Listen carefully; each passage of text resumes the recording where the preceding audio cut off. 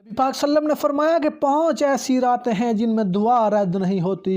फरमाया रजब की पहली रात, 15 शौबान यानी शब बारात, फिर फरमाया जुमरात और जुमा की दरमियानी रात, नंबर 4 ईद अल फितर की चांद रात, और नंबर 5 ईद अल अजहा की चांद रात।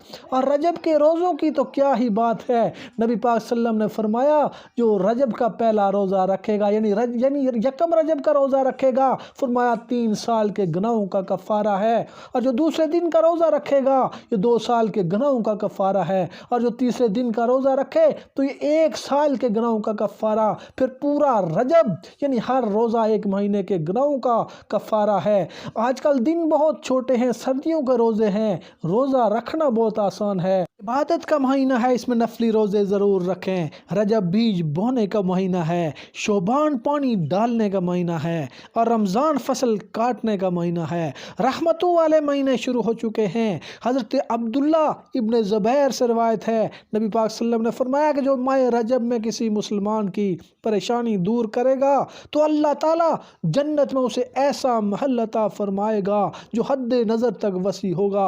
अगर आपने रजब का एहतराम किया तो अल्लाह ताला आपको भी नवाजेगा।